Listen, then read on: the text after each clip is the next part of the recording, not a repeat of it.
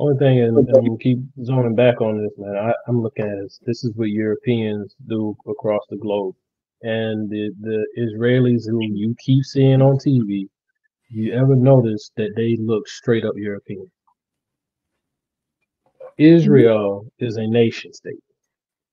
Judaism is a Mhm. religion. It's not an ethnicity.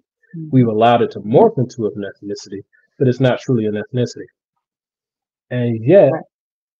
the only spokesmen, the stakeholders you see that come to you are the European appearing Jewish people who came out of Europe and got Israel. You don't get to see the brown people of Israel. They don't ever put them forward. It's almost like they don't exist.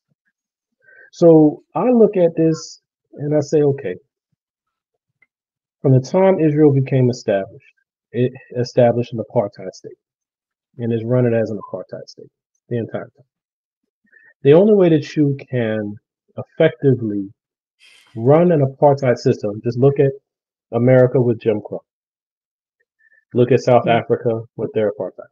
The only way you can do this effectively is you have to dehumanize those who you oppress. So to ask a man who is, he looks like he has to be maybe in his 50s.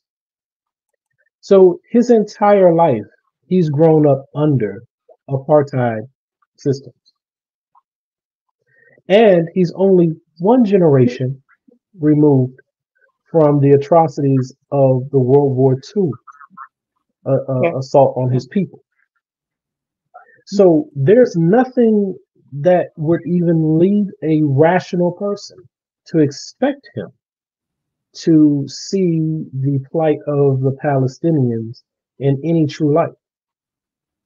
What I would love to hear someone say, and they'll never do it because it'll be considered internationally insensitive or something of that nature.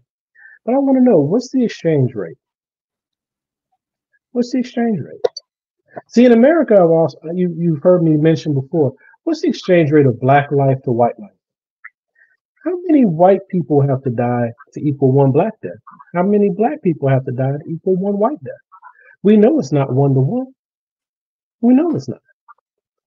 So here we are in Israel, 1400, I think it was, approximately, people who are declared dead as a result of the attack from Hamas. Almost 30,000 dead, and the number continues to roll for the Palestinian people. But your vengeance has not yet been sated. You still, the reason why you don't have your hostages back is because you refuse to negotiate for them. The last time you decided that you would negotiate, you got hostages back. And then you reneged on part of your deal that you structured. If you went back and you negotiated again, you'd get your hostages back. Those that you haven't already killed. Though you'll say that Hamas did it, but you know yourself you've killed some of your own hostages.